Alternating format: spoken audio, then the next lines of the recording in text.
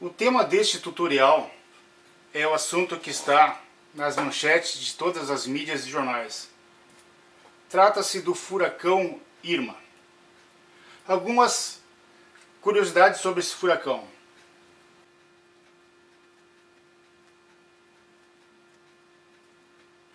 Este furacão está atuando nos Estados Unidos.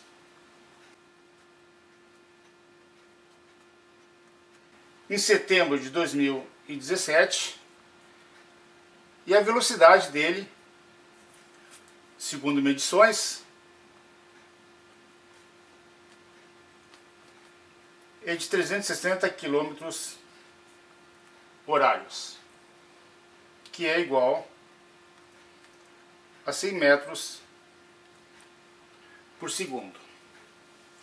Bem, a norma vigente no Brasil de cargas de vento é a norma 6123. Se considerarmos esta velocidade de 100 metros por segundo como sendo uma velocidade básica, segundo a nossa norma, essa velocidade iria reverter numa carga de 625 kg-força por metro quadrado de carga em superfícies de edificações. Vamos supor que nós temos uma cobertura com telhas metálicas e fixadas em terças também metálicas através de parafusos autoatarrachantes.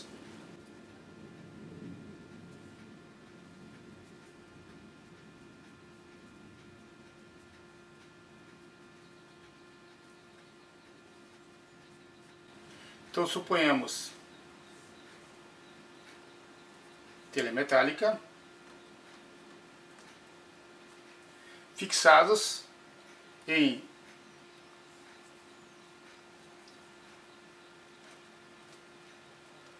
terças também metálicas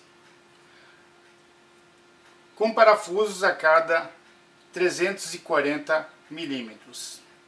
Suponhamos que essa telha tem uma largura útil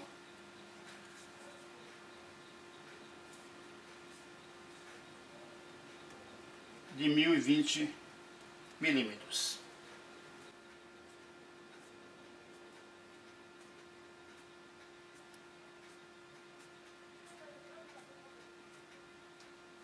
Então nós temos a distância entre esses parafusos.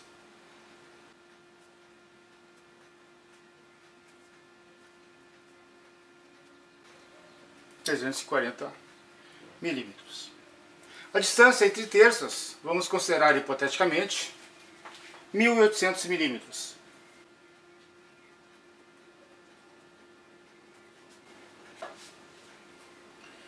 E esses são parafusos autoatarrachantes.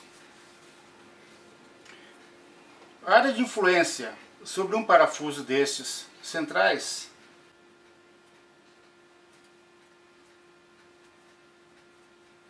nós vamos considerar 1,80 m por 34 centímetros.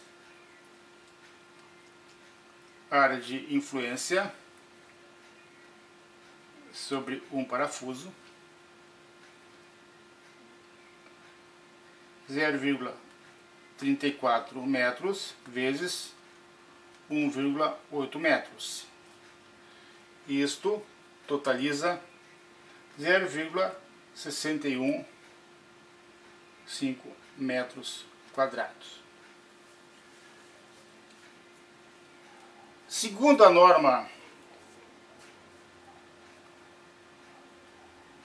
AISI de 1996 e revisada em 2001, um parafuso autoatarrachante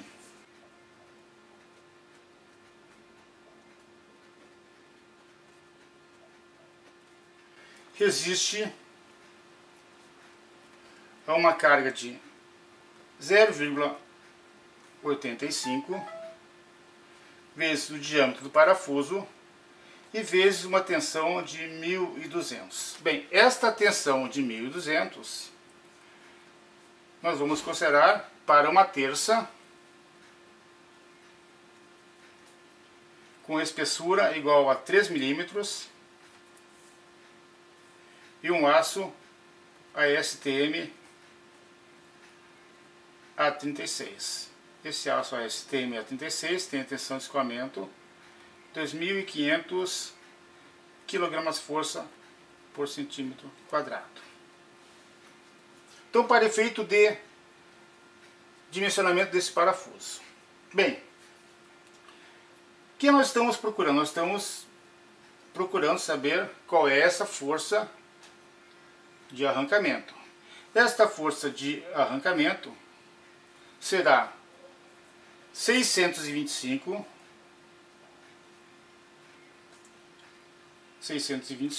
vezes a área de influência 0,615, arredondando, 615.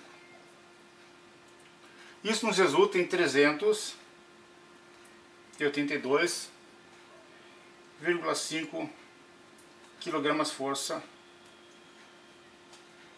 aplicado no arrancamento deste parafuso. Usando essa fórmula e isolando o diâmetro mínimo, vamos colocar aqui, nós teremos o seguinte: diâmetro mínimo do parafuso será de 0,375 centímetros.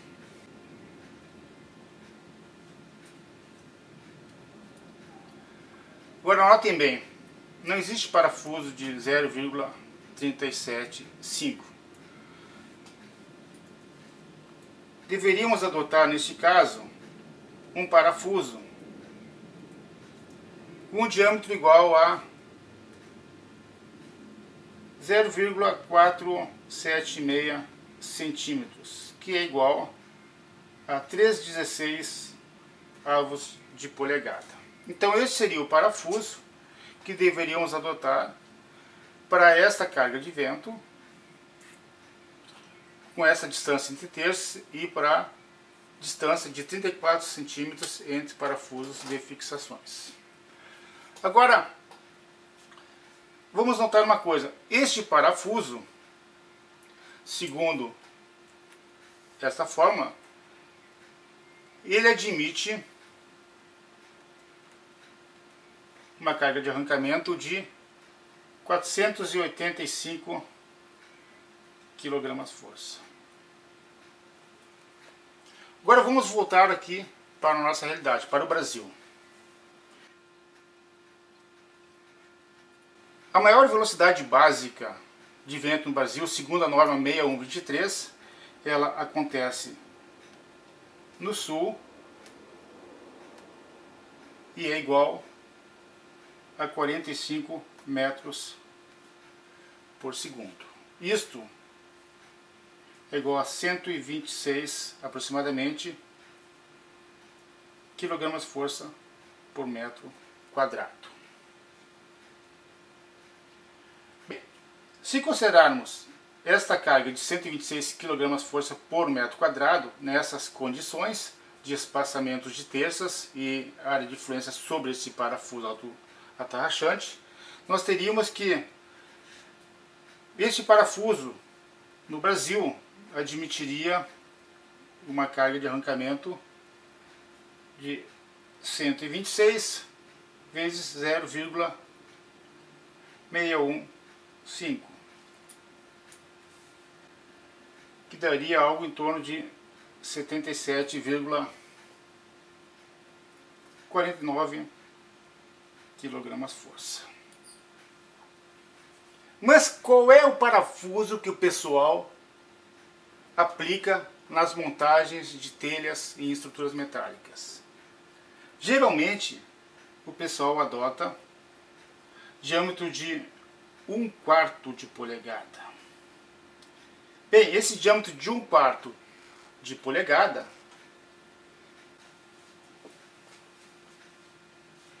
ele vai aguentar 647,7